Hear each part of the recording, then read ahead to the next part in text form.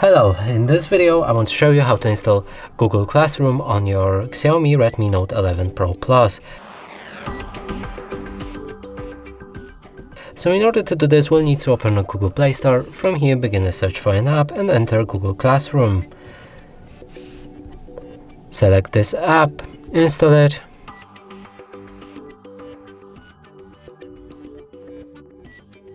And after installation process is complete, we'll be able to open our app. From here, you'll click on Get Started, choose the account you want to use for this app. Click on this plus button, select Join Class, enter the class code which you should be provided with, and after that click on the Join. And that's it for this video. Hope you like it. Please consider subscribing to our channel, leave a like and a comment below.